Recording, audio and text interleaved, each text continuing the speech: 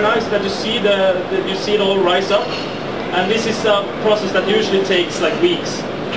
So it's stuttering a bit now because it's doing it all in a few seconds. It's basically building up this huge battle queue, which we're going to simulate.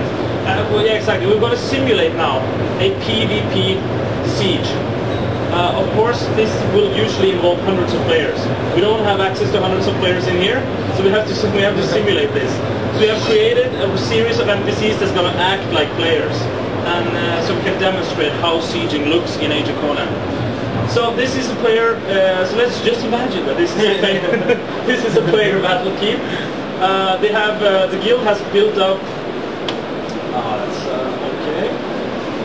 No problem. The guild has built up different walls, so you have like line of defense, different line of defenses. You have to break through these walls. Your entire guild have to. I mean, if you're the attacking guild, you'll have to muster your entire guild and really go into this, because this is going to take hours. You know, a siege is huge stuff. It's it's a lot of coordination that goes into doing this. So Jørgen here, he's our siege engine commander. So he has built some trebuchets that we'll use to break down these walls and get in here.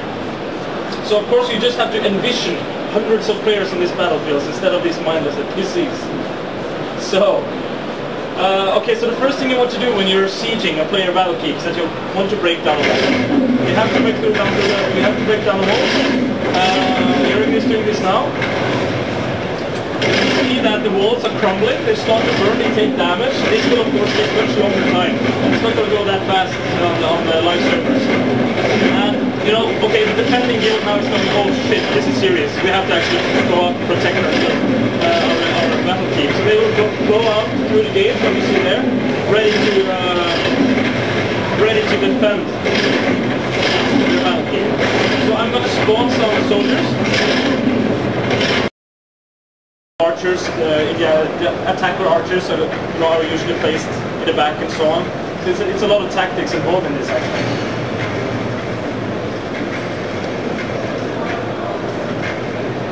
Now the first line of defense is down.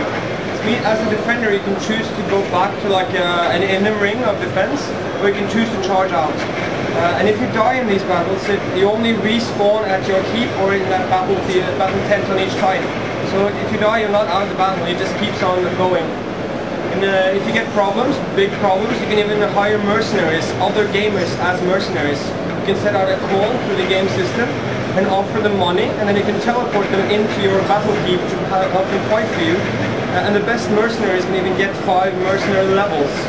So this means that players who are not members of guilds can also take part in the sieges. Yeah, and as Jørgen was mentioning earlier, these are the in-game player mounts, some of these PvP mounts. Basically, if you pre-order the game, you get one of these for free.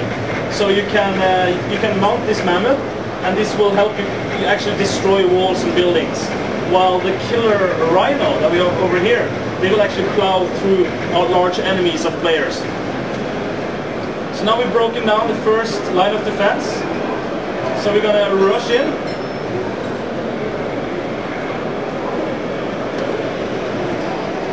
I'll just spawn some new people here.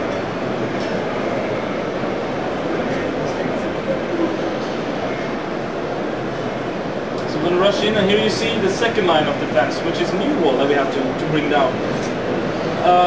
And of course, if you're the defending guild here and if someone has breached through the first gate, you know, okay, that's when things will get really serious, and then you want to really start defending the second gate here, because if we break through this gate, we'll get to the headquarters, and if we manage to destroy that, the guild who attacks will take over the battle keep. You can hear there's fitting music with all this as well. We tried to have the whole presentation package of the music and the sounds and the entire experience wrapped in. Yeah, because you know, we watched Troy, watched Braveheart, we watched 300, all these movies, and that's really the feeling that we want to capture here. It's you there on the battlefield, you know, swinging your sword and being just one of many soldiers in a huge epic war.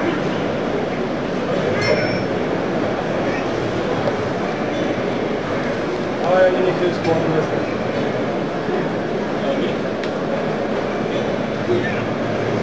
run back and do Jørgen's job. I'll run back and spawn some more ballistas.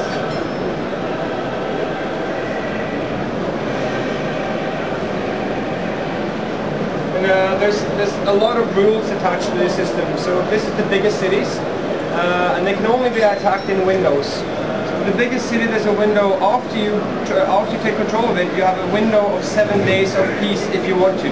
That will give you very little benefits now, but as the 7th day is up, you are open for attack. You can lower this window down to like 3 days and lower, and you give you more benefits. But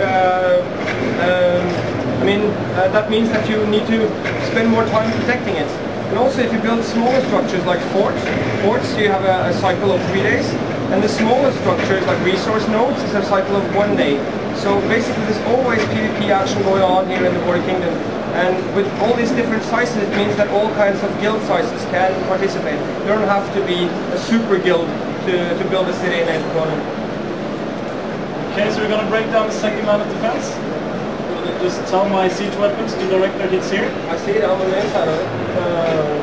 You are? Yeah. Well, we're coming. Sneaked in. Breaking down this place as well. Oh, got my army coming up. Oh yeah, breaking through. So here you see more defenders rushing in. And that's another thing. I mean, as a guild, you might not have access to that many players when you're defending your guild. So what a guild can do, they can hire player mercenaries. They can go out and they can say, okay, we're paying 100 gold to anyone who can help us in this war. So the defenders can hire defenders and the attackers can hire attackers. So that's a great way for players to get into Siege PvP without actually having to be a part of this huge guild. So it's a fun way to just get right in there. These question marks, and I think these exclamation marks are just debug feature that we forgot to turn off, of course. So this is the headquarters. I'm gonna tell my siege engines to crush it.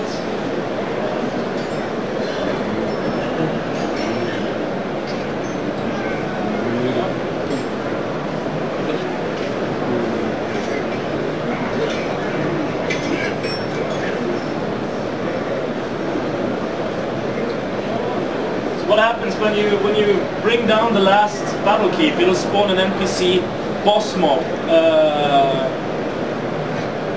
that will come out. Yeah, never mind. Just a hand. 5 minutes, yeah. Hello. Oh, hello. Here you see, he's Lord Kargan. He's an NPC boss that spawns because now the guild is in really dire danger. It's in real danger, and he's spawning to sort of help them out in the last bit, really. So if you manage to kill him, the guild will just finally win and own the battle keep.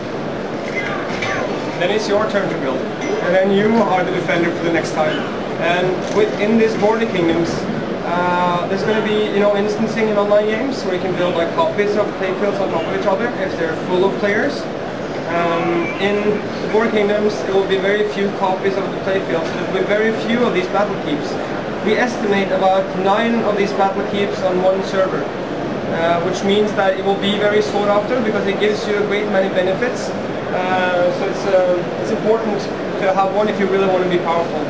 And there's also a lot of benefits for playing PvP. You have an own PvP level rank. You can get some XP. You get blood money. Which is like robbing gold from dead enemies. And if you're good enough, and if you max out all these levels, you can even strive to seek for immortality in Hyboria, which is a feature we'll talk more about later on. So we really try to give the players a lot of rewards for spending time with us as well.